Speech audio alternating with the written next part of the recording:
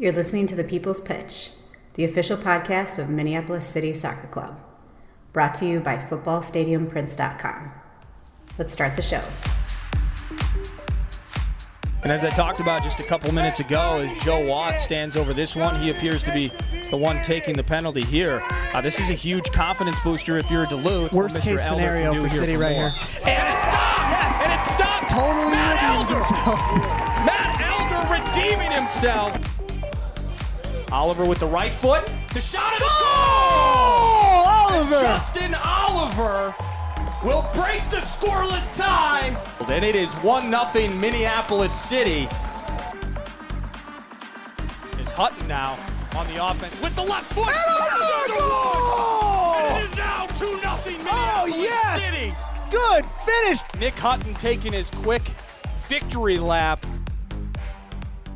This is your home for beautiful bird-on-bird action. This is the People's Pitch Podcast, the official podcast of your Minneapolis City SC. Coming in hot in advance of this week's battle with the Baby Loons, I am your host, Nate, joined as always by the illustrious John Bisworm. And just like that, John, the season is here. It felt like it was never going to happen, but now I could probably use another week to prepare. I don't know about you. Yeah, well, first off, thank you for the beautiful intro. I don't think I've ever been called illustrious before. It's a good one. Not even industrious. None of the isses. You deserve it. Yeah, well, I appreciate that. No, dude, I am with you. You joined the management, the club management meeting call today. There's a lot out there still that we have to get done. Anticipation is high. You can feel excitement from the club.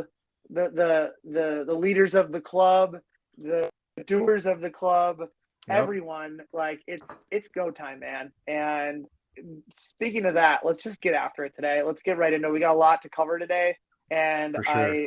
my allergies are bad, so I'm sneezing a lot, so I'm suppressing them until a purposeful break to mute. So let's get after it, please. All right, man. Well, we got 3 topics to cover off on tonight. First, the Futures kicked it into gear this week, so we will recap the action from Sunday's UPSL season opener, and then we're going to preview Friday's big Minnesota Super Cup opener against the Minnesota United U19 squad. And finally, we're going to wrap our player introductions so you can feel nice and familiar with your Crows before that game. Let's do this. We are focused, I should say, John, on Friday, but the Futures team has already seen some action. They opened their UPSL season on a cold Sunday night in Burnsville against Vlora FC.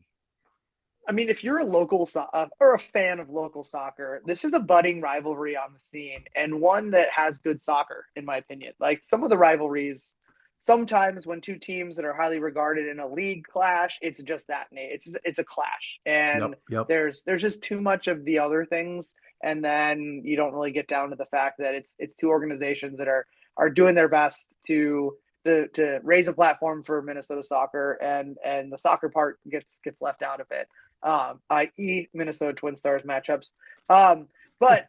These two squads, I applaud them. Yes, there is always a little bit of an extra bite when they get together, but the teams really do a good job of getting down to business and playing soccer. And it really is also a tale of two wildly different setups. The Futures focus primarily on players 16 to 20, and Vlora looks like a who's who of local soccer lore with the likes of Marco Keane and Pablo Campos and former Crow Mitch Wolf. Yeah. And I'm probably missing a whole slew of other Vlora roster members that have plied their trade with one, if not more than one, local soccer club, either at the professional or pre-professional level. So 2 totally different setups.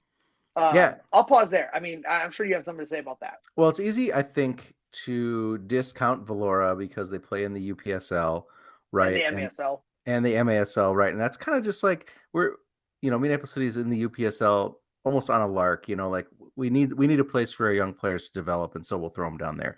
And I think that like, if you discount Vlora just based on the league that they're playing at, you're already behind because like you said, they've got excellent players. I mean, the coaching has to be great because the other thing is that these are players that just like haven't worked out at other places before or are a little long in the tooth. And somehow they're coming together and competing at this level. So that's great. So always got to respect Vlora, and every game that Minneapolis City plays against Vlora is going to be tightly contested. They're the only two teams that have won the conference, the regular season or the tournament in the history of the Midwest West division. So organically, this is the marquee matchup, and it stinks that it has to be on a cold ass day in the middle of Burnsville and not on a nice warm day, maybe at Edward Nelson. But it is what it is, Nate. But let's just say this: for me, the future season up and bit me in the ass starting, and we totally whiffed on a preview of the squad. So to all the squad members, we will give plenty of coverage to throughout the summer, and the coaching staff are bad guys. So here's a little bit of a brief intro to the team. Coming off of the winter season for the Futures, the real narrative for me as a mentor coach in it was the class leaned on the younger side of the age group, more on juniors and seniors in high school, with only a handful of local kind of college freshmen that were selected for the winter session. Historically, in the past, it was more on seniors or college freshmen. So was a little bit of a different narrative there. So to me, the question was, who from that group would be coming back from last year from a college perspective that's out of town, that wasn't part of the winter season, and then who would step up from that younger age group? Because no disrespect to that younger age group, I was kind of looking through I'm watching it week in and week out, going to training, and I had some doubts beginning early on, like, are we going to be able to compete against grown ass men in without a full slew of people like Nick Kent and Parker Flynn and Johnny Bear, Carlos Robles, all those guys that have played with us, Alvaro Arce, Tyler Beaupre, all those guys that we knew were coming back. Are we going to be able to compete if their buddies from the last year didn't come back? Or, there was some doubt with me. But as the sessions grew on, I started watching these younger players play. I was like, you know what? It doesn't matter. Like, these guys can play ball. So it got me really excited for watching them this summer and ultimately covering them. So as the roster goes, it's still fluid, like most Division IV teams across the country. I mean, there's guys shuttling in and out, in airports and bus stations all across the land. So there's going to be a little bit of fluidity that's going to happen in the first week or two of the season, primarily for the Futures, but also for the first team, which we'll talk about here in a little bit. But as far as the roster makeup goes for this game, there are a few players that you've heard of before. I mentioned a few. Alvaro Arce was the captain on the day. Carlos Robles. The Hermanson twins are back. Tyler Beaupre, Jordan Ross, Johnny Bear, Nick Karam, and Parker Flynn, all guys that featured with the team last summer and contributed like real good minutes. So that's good to hear. There's a core. There's part of the brotherhood that's there to carry over into the next version of the Futures experiment for 2023. New to the side, part of that group, and these are mostly all players that did come from that winter group. Antonio Olivares, Campbell 2, Colin Bryn, Amu, Griffin Price, Jeffrey Richter, Rigo Aureliano, and Tomas Mena, along with two brand new goalkeepers, Bodine Gosted and Brandon Wright. So some of you might not know who the hell any of these guys are. This is part of the cream of the crop that was coming from that winter session.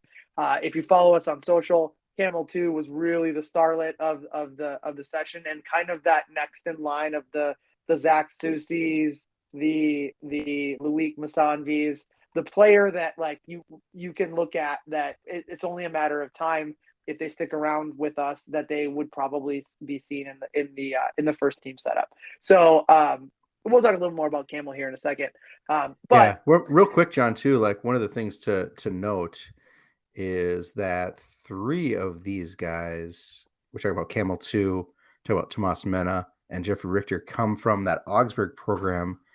So I know Richter's from, I think he grew up in Portland, right? And he's just playing ball here in school. And these guys can score. Camel had 7 goals on the season, and Tomas with 6 assists, and Tomas had 3 goals and 4 assists, which is not bad. Even Jeffrey Richter from a defensive midfielder position had 2 goals and an assist. So these there's some nice offense that this team was able to add through the futures program to this UPSL squad. It's and as we'll see, it pays off. Yeah, and like I'll mention another player real quickly, Rigo Aureliano. He's from California, goes to Northwestern in Minnesota. A fantastic player. And no disrespect to Northwestern, but when I saw him play, I was like, that's a great get. How did you get him? He ended up being the like I said, no disrespect, but you don't think of Northwestern College in Minnesota as a soccer powerhouse that would be getting a player of the pedigree of Rigo, who was ultimately voted by his peers as the best defender in the winter session for the futures. So there's like all the worry I had was all squashed by what we just said. I mean, these guys can play, and it doesn't matter who they're playing against. They can play. So enough about those guys and our lack of season preview, but we promise again to give you plenty of coverage now that we only have 2 teams to talk about. As far as the game goes, it was I was not there, so I part of this is secondhand. But I did watch the end of the first half and the beginning of the second half. I was able to break away from an adult birthday party where we went and played laser tag. So I will report there were no injuries. There's a lot of sore backs the next day. But I was able to catch the match. But from what I was told, it was like windy as hell in Burnsville, where the home side Vlora chose to take the gale force behind them in the first half, and man, did they try to use it. I went back and watched the first half on tape delay, and balls were lumped forward time and time over. Excuse me, and it really didn't allow the rookery, the Crows, to get into a flow of soccer. Like it was a lot of like, here's another long ball. We chase it down. We try to make a few passes. Mm-hmm. Our final ball doesn't work. They get it back. Here comes another long ball. So Vlora was looking to play the strengths of the elements out there, which any team would do. It's not an indicator of how they play soccer. I'll get into that in the second half here.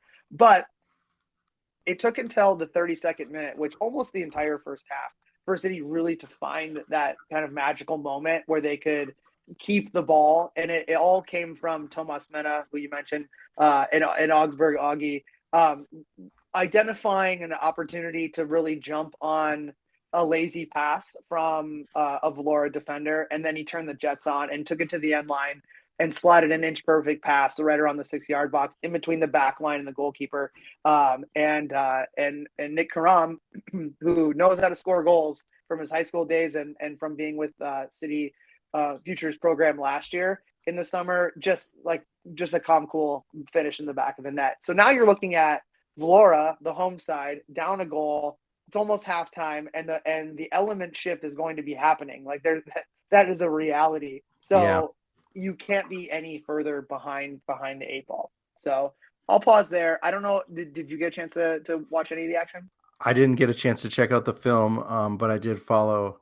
I did follow the updates on Instagram. It's nice that the Futures social handle is on top of getting us game news, which is it's kind of refreshing this year. Also, Twitter was helpful too. But yeah, no, John, I was up north, so it was cabin time, so I missed the game.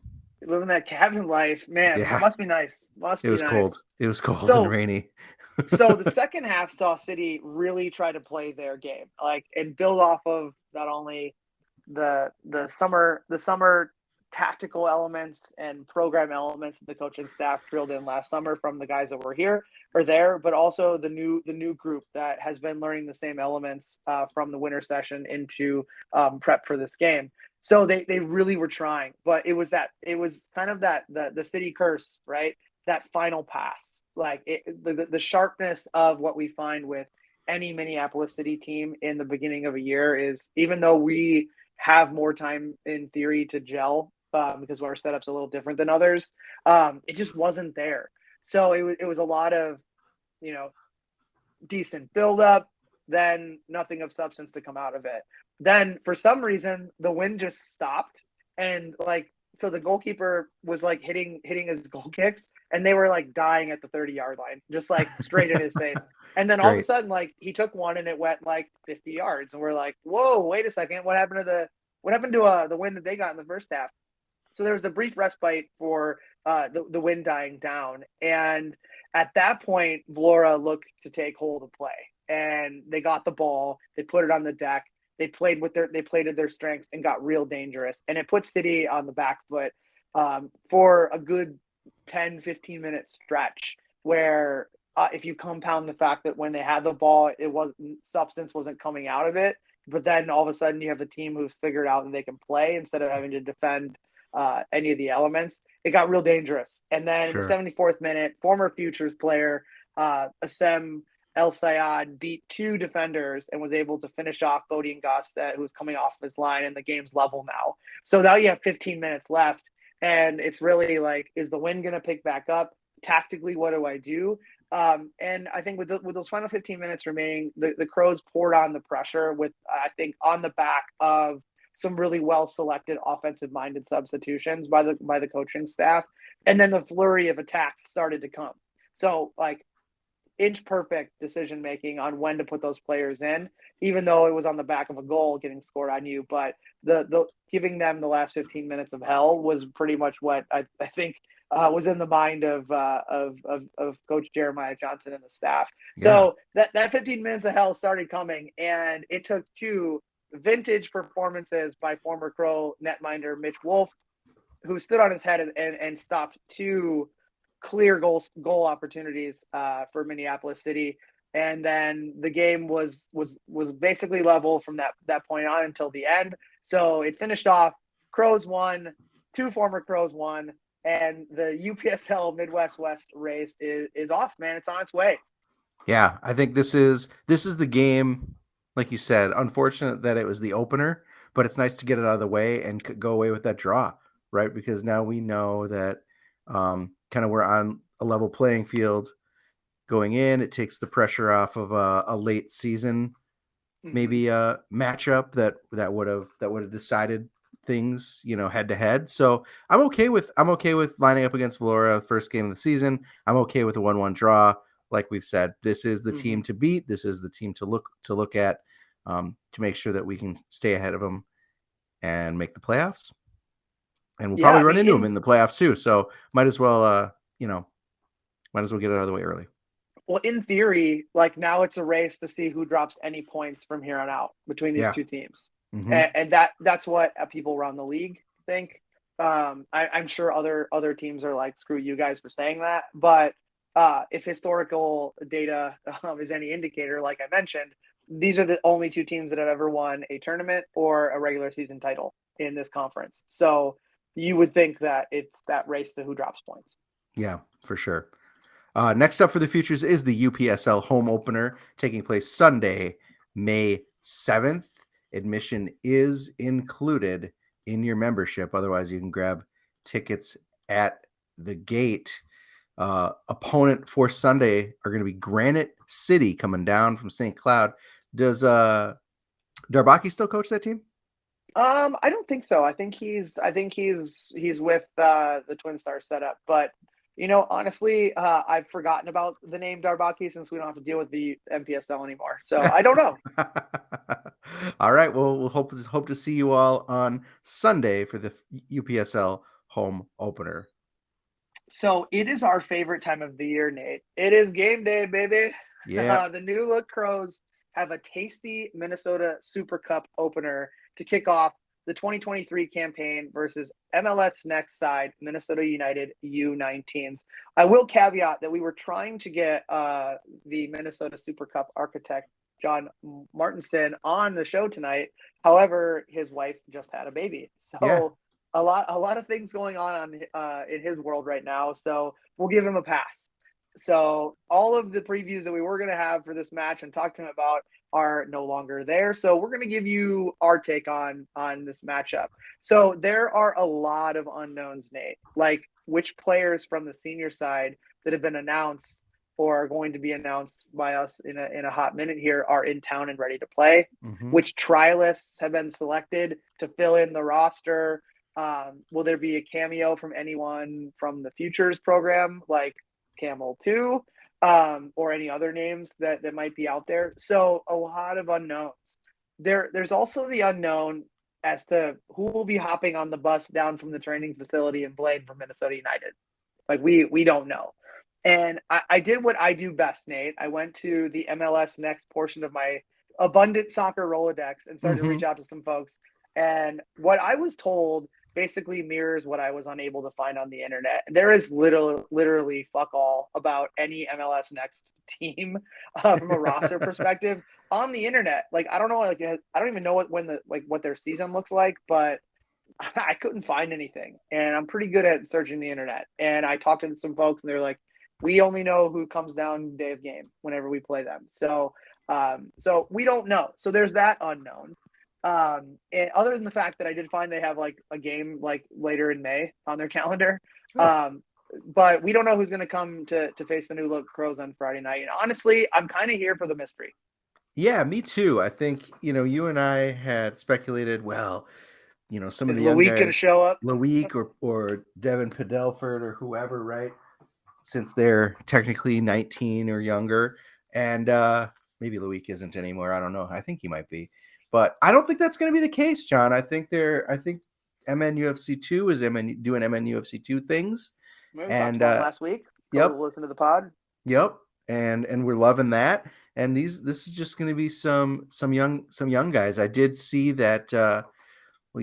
As the eye on Augsburg, I did see that Augsburg starting goalkeeper Oscar Herrera is playing with the U19s for Minnesota United, so that should be interesting. And there might be a couple other names that we recognize from the local scene, but I don't know. I'm with you. I haven't heard anything about anyone on this team. Yeah, and like I said, I'm kind of here for the mystery. It kind of sets up a good matchup between two teams that are like one we don't know about and one we know something about, but it's pretty much a brand new roster, other than a few holdovers that we're going to talk about here in a second. But there is what we do know. The match officially kicks off the new era at Minneapolis City, and that is the Carl Craig era. The new coach did take the field for our annual tune-up versus Luther College, but that was not the real deal. Even though he did come away with a 1-0 victory in his first match, but it was again heavy on trialists, heavy on some of the light on some of the guys that are actually on the roster. So that is what it is. But I would have to believe that things are a little different for Coach Craig. This is literally about as close to next to nothing as the setups that he's used to coming from at the professional stops were. Like we're different.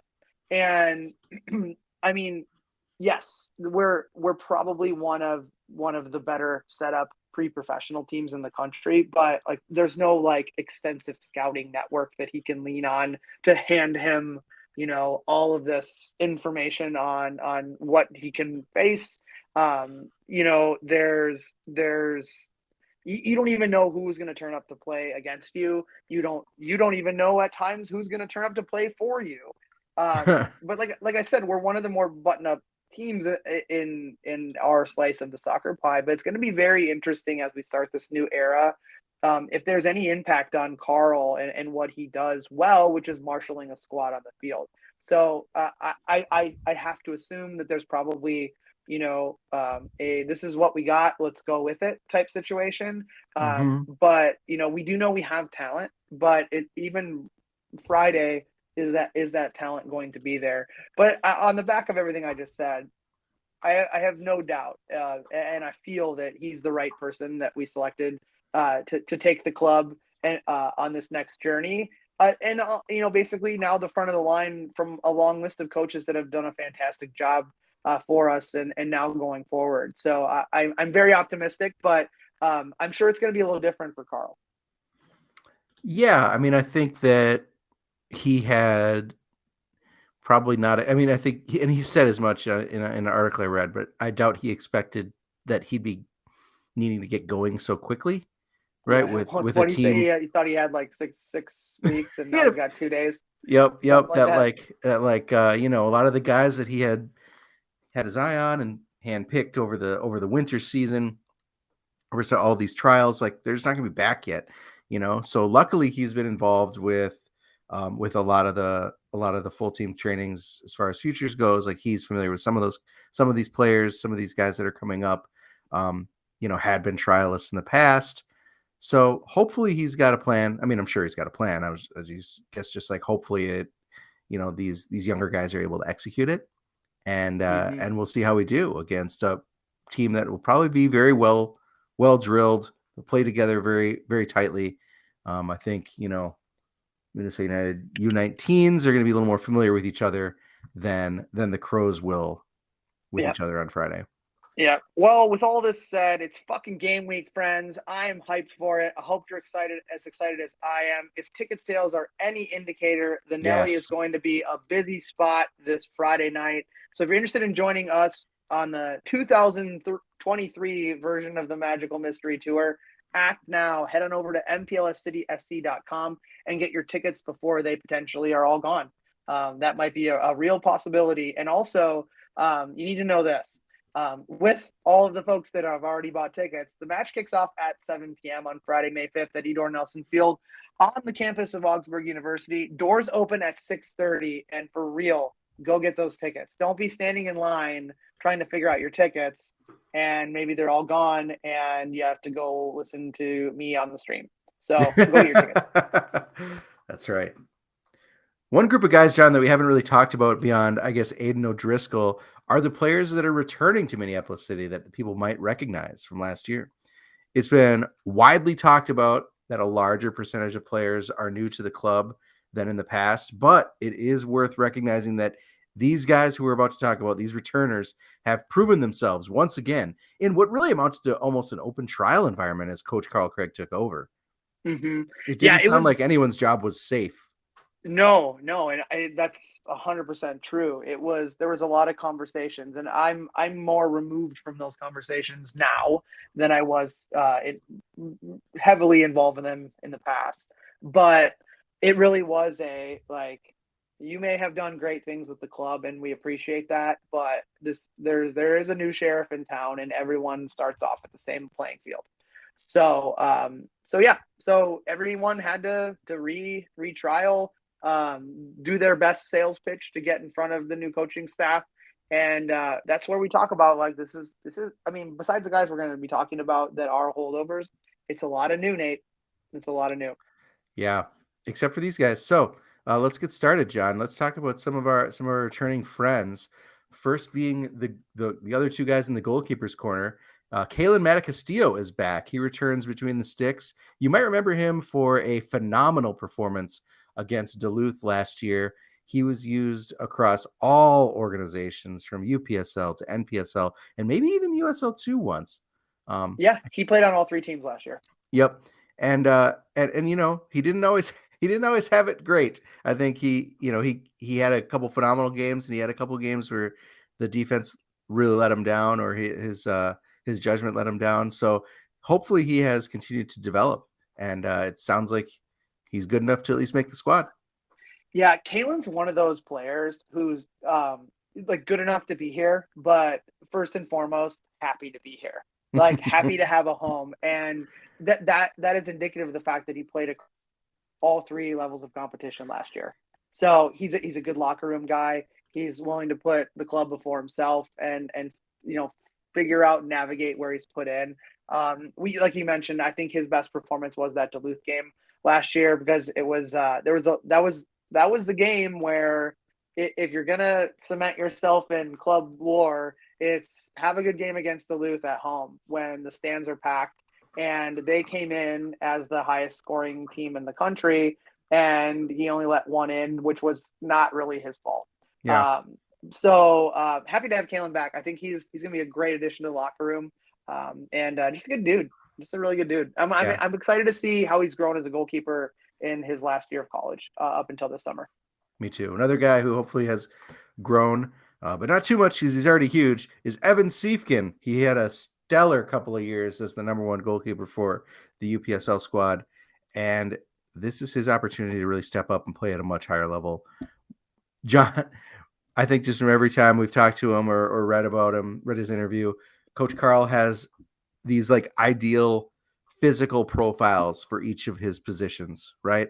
And when you think about a guy that is super big, who plays for a really big St. John's team, you got to believe Evan fits the bill of probably physically what Carl is looking for in a goalkeeper. Yeah, and I think one of the most underrated. I mean, the guy is a massive human being, so that fits a profile if I've ever seen one.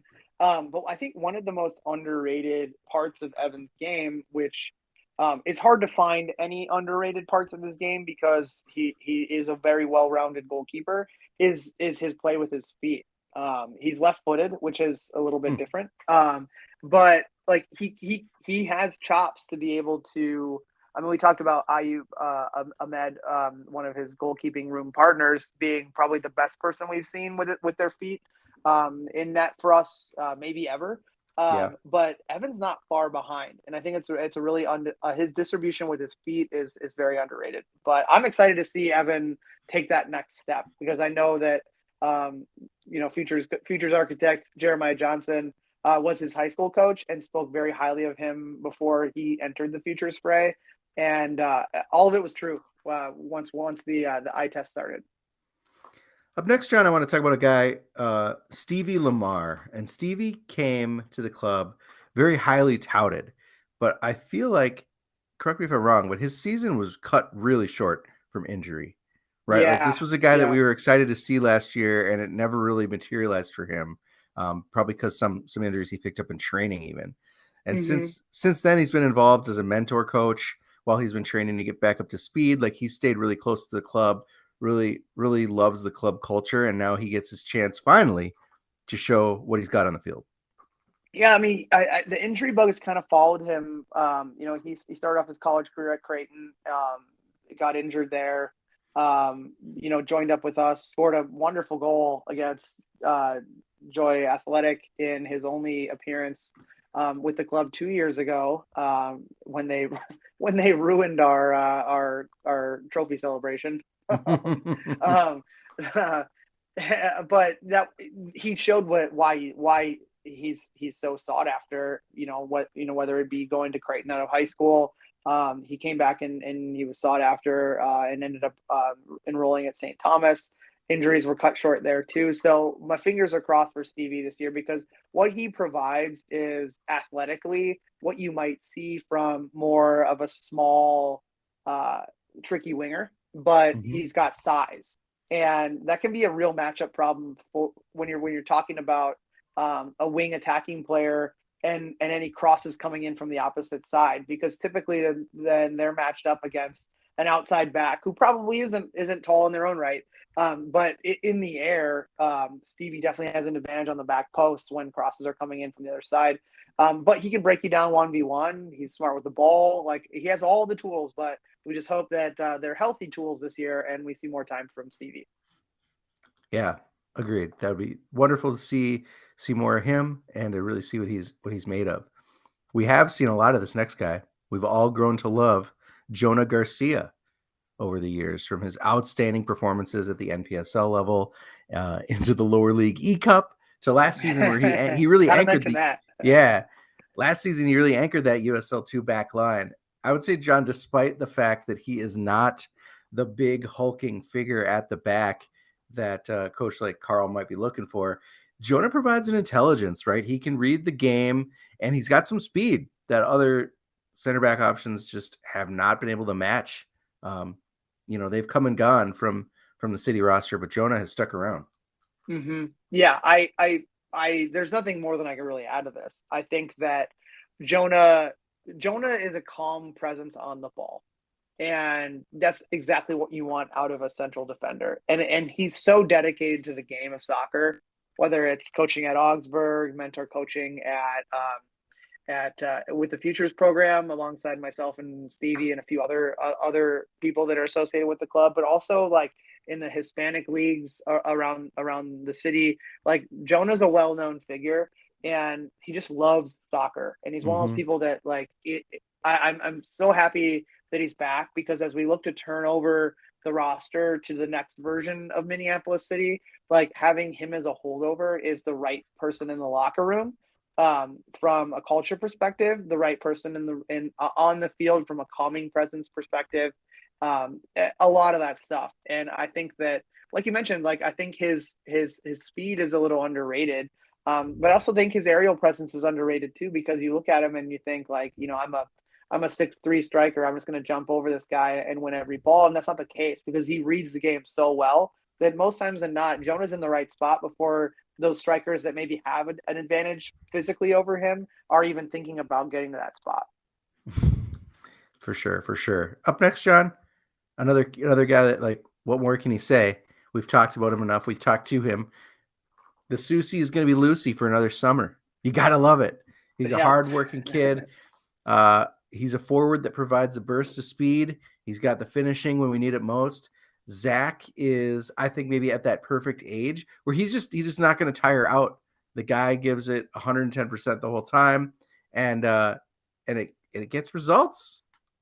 Yeah, I mean, what's there more to say? Like, another guy who we talked about this last year, that like there's ultimately going to be a roster turnover at some point, and we need to identify the players that like really get the culture and really love being part of it. And Zach is one of those people. I mean, he had a fantastic introduction to us through the Futures program. The pandemic kind of ruined his college soccer experience, coming out of Minnesota as Mr. Soccer and not really having anywhere to play, and having to in some eyes take a step down and play at a Division III school. Even though he goes to Wash U in St. Louis, that is a fantastic soccer program, even though it's at the Division III level. But he chose to go the route of academics versus athletics, where if the pandemic doesn't happen, maybe he's off playing at a high level Division I school. You never know. Or he follows the same path. But as far as what he brings to the club, he brings all the attributes on the field, but he also brings the understanding of the culture, and then also like the desire to perform within the culture. Like, I talked to him many times last year, and he has a voice, but he maybe didn't necessarily feel like he had a loud enough voice to be like, like, this is how it's done here. We need to get back to that. And I think that this will be the year where he becomes part of that core vocal part of the locker room, because he's been here before and he really loves being. Yeah, I hope so. Up next, John, I want to talk about a guy, Scotty Heinen. He's Scotty too hottie. Yeah, he returns to the murder after spending a year in Germany, right? Yeah. Yep. When we last saw Scotty, he was a standout MC2 player. That's how long ago it was. And then he leaves, and we've got the Futures now in the UPSL. Since then, John, what has changed? What's going on with Scotty? I mean, he's playing. He and what's his name? Why can't I remember it now? I'm so sorry. Gibbons? Yeah, Matt Gibbons are like thick as Steve's best friends from their Gustavus days in college, playing together. But Scotty and Gibbons and Matt Gibbons went over to Germany and played with a 5th division team in Germany.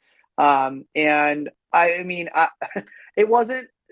I don't remember the name of the team in Germany, because there's so many 5th division like local town clubs that like it's really hard. It's like trying to remember all the clubs in the UPSL. There's just so many of them. But it wasn't like he was playing for like FC beer drinking.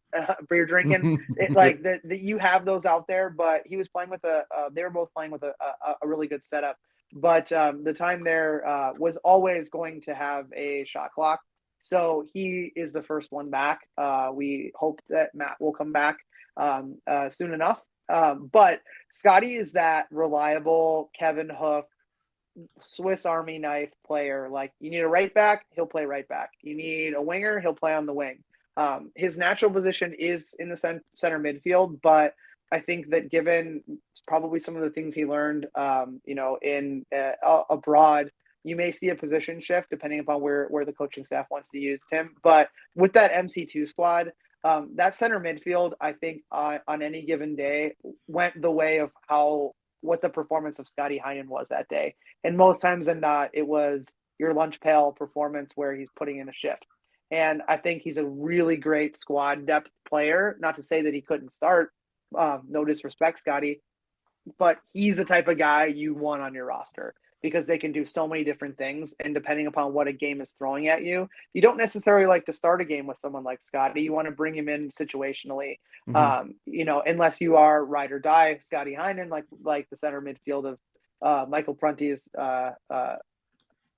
title-winning MC2 team was. The next best thing for him is situationally coming off of a bench. So I don't know if that's going to happen. I hope to see tons of minutes from you, Scotty. But if I'm a coach and there's a player that I may find a little higher value in giving more of the early minutes to, Scotty is always in my mind on where I can plug him in to fix a problem or help jumpstart something that we need to get going.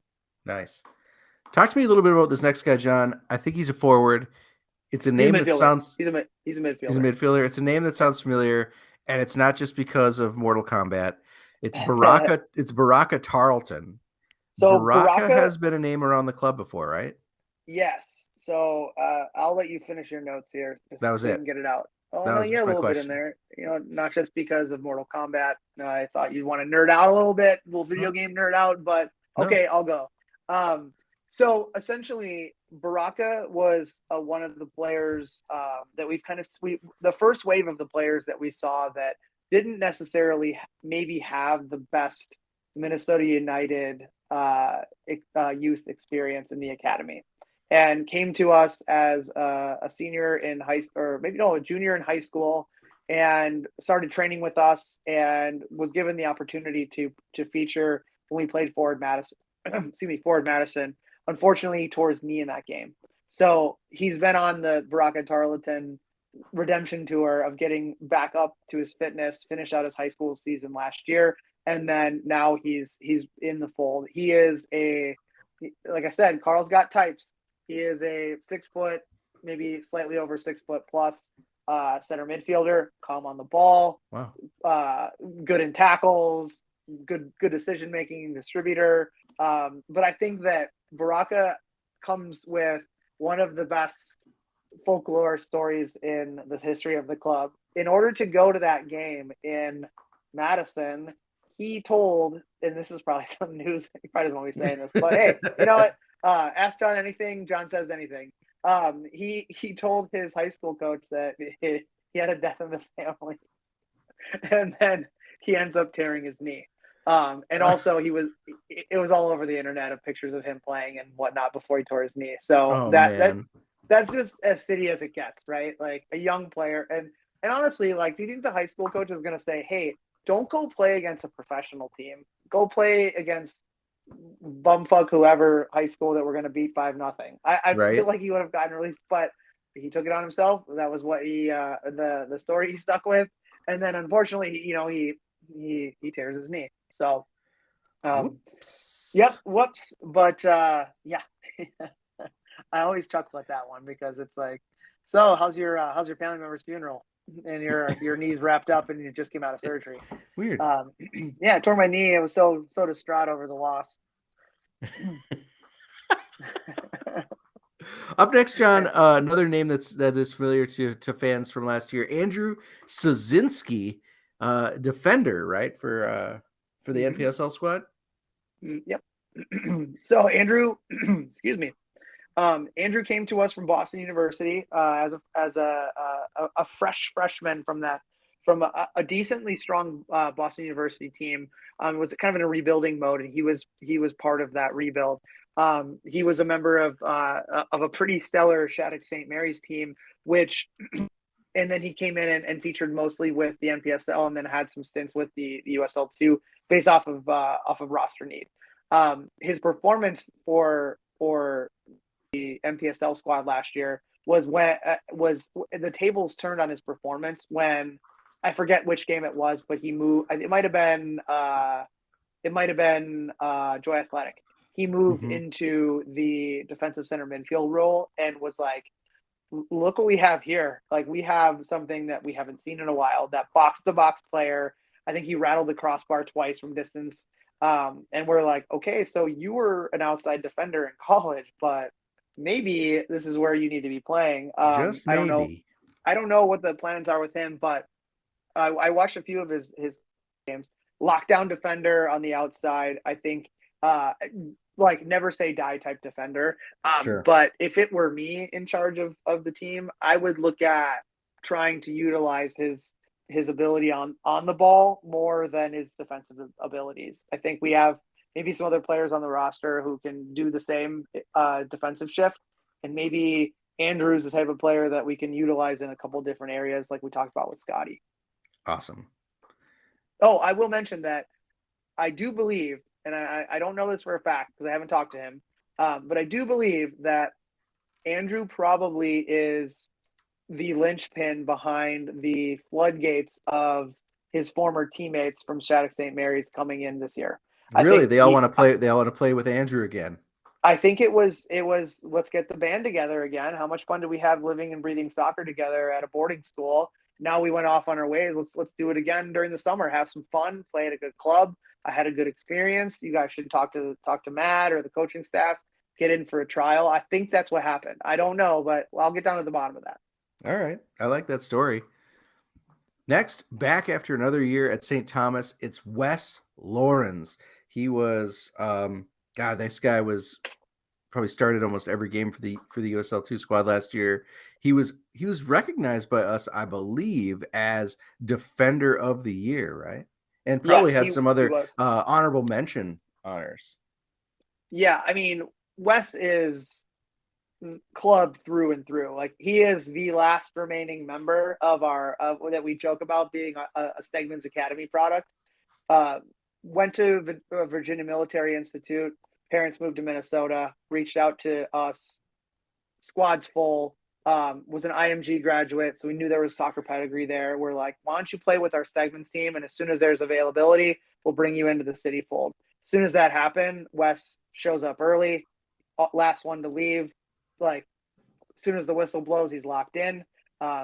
Some people have mentioned like maybe some of the deficiencies he has as an outside defender, maybe on the offensive side of things, but he set up the game tying goal in the 92nd minute on the road against Peoria to give us a point in a season where points were at a premium last year in USL2. But like, Wes comes and does his job and is the nicest person on the planet and a really good culture guy again. So we're seeing that common theme with culture with these guys, but they can also play soccer too. So I don't want to lose that side of it.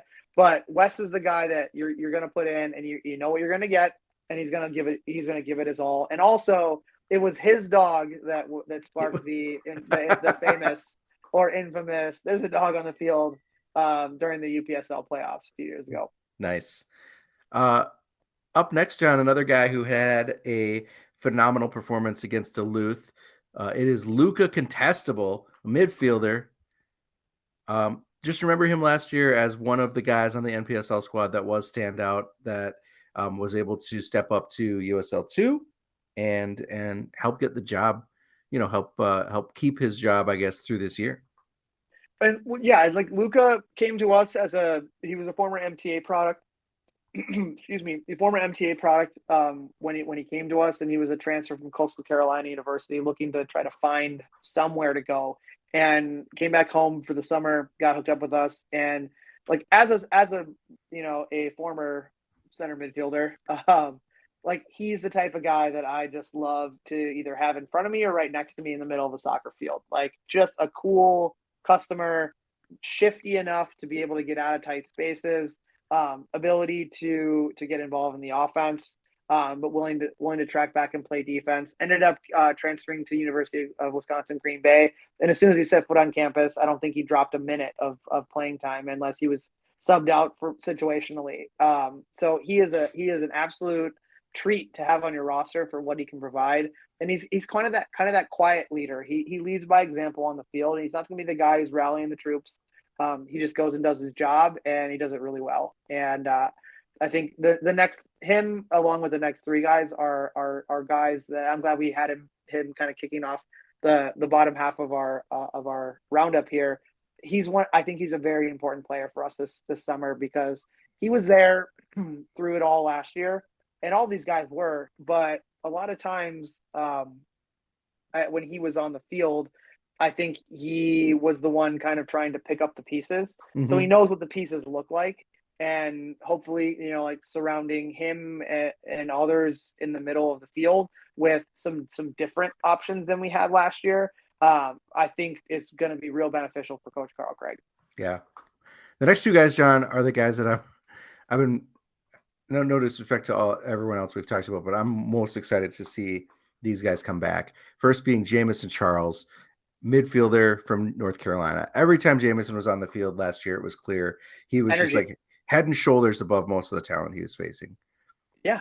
He's got exactly. Energy. He's got an engine that just doesn't quit, and he's just as dangerous in the buildup as he is going into a slide tackle. Like he's got to be the guy that we lean on in the midfield if we hope to improve from last year. Just really excited about this Jamison return. I mean, Leicester City didn't win the Premier League without N'Golo Kante. So Minneapolis City doesn't win the Heartland division without the Minnesota version of N'Golo Kante. Like he is the engine room. He's the only guy in the engine room. Yep. He's pulling all the levers. He's everywhere. He's putting out fires. He's starting attacks. He's doing it all. And I think that here's what I don't get, Nate, is I understand he plays at a very high Division I school, but I watched that North Carolina team, and I don't know their coach that well, other than from the brief conversation I've had with him about Jamison. I don't know what he's not seeing in Jamison Charles, and I don't know if there's a mistranslation from what we get in the summer to what he brings back in the fall. But like he if you're building a roster, I build it around a guy like him. Mm-hmm. Like number one pick in the schoolyard, Jamison Charles, hands down. So I don't know what's going on in college, but I don't have to worry about that. We worry about Minneapolis City in the summer. So really happy to have Jamison back. I mean, the definition of a box-to-box midfielder. I mean, he'll cover all the ground. His summer season was cut short a little bit last year with a minor injury that he was cautiously held out, so he wasn't going to aggravate anything that would get him into trouble going back to school. So we didn't get to see the full Jamison Charles towards the end of the season, but I'm sure glad we got him back this year. Word. Let's wrap with the player that we should probably all be most excited about. After providing electrical moments with City over the last 3 years, Eli Goldman raked in the awards in his junior season at New Hampshire. He's chosen to return to Minneapolis to keep his form going. I'm sure playing for Carl Craig has something to do with it. If Eli can stay healthy, this guy has team MVP potential for sure. Mm-hmm. I mean, Eli's in his 5th season with us. Like, that is impressive in its own right. And since the moment he came to us, a bright-eyed young player with just ready to go, he has provided all the moments for a career with depth at a lower level like ours. I mean, he's scored goals. He's celebrated other people's goals, which is one of my favorite things. Is he has a celebration for people's celebrations, but like just a supremely talented soccer player, and everywhere he goes, he starts out at the bottom and he works his way up to the top. It happened when he was over in Spain before coming back to the United States. It happened with us, and it happened at New Hampshire. He was the offensive. He was every offensive award for a very strong New Hampshire side, other than Offensive Player of the Year, which went to a guy who was picked in the top 5 of the MLS draft. So if we're talking about people on our roster who are well set up for a professional life after his last season with us, probably, and his last season with New Hampshire, it's definitely Eli Goldman. And he's just one of those players who he knows what needs to be done and he goes and does it.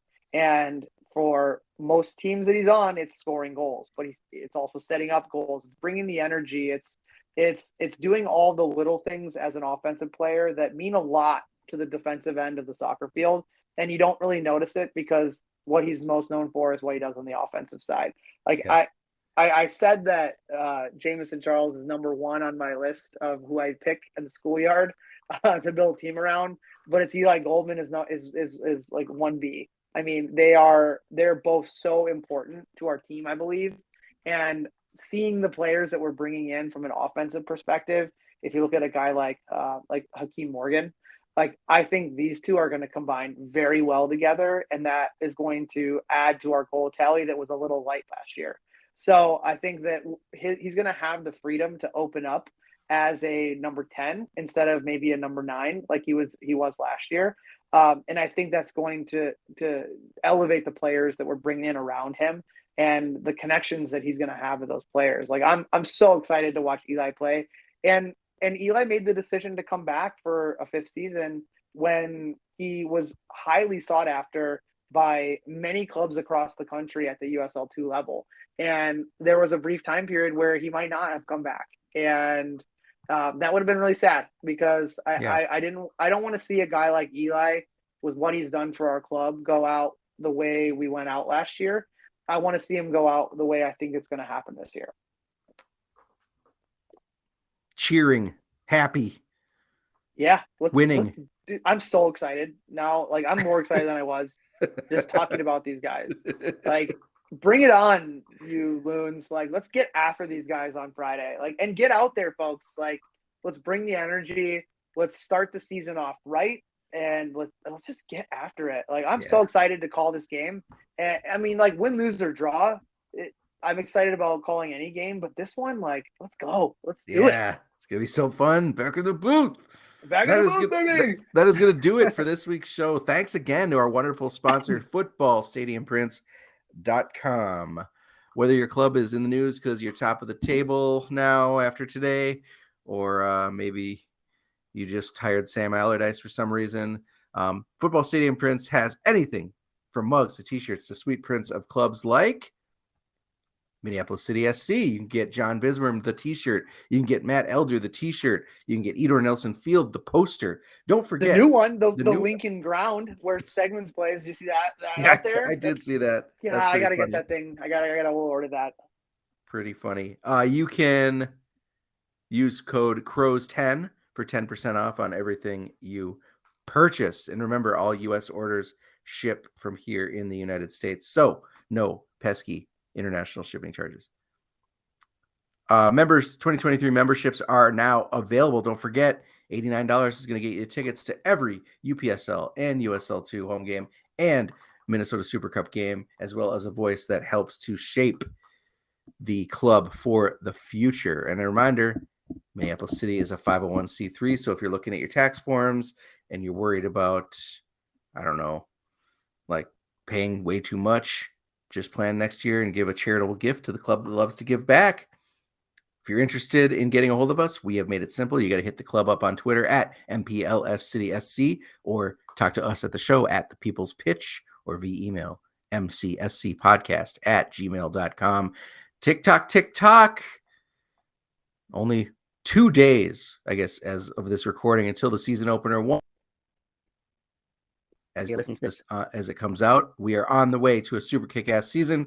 I am Nate. That was John. We're going to be back next week with a recap of the opener of the Minnesota Super Cup, as well as a preview of our season opener. And until then, You got huffed. You're getting huffed, Minnesota United.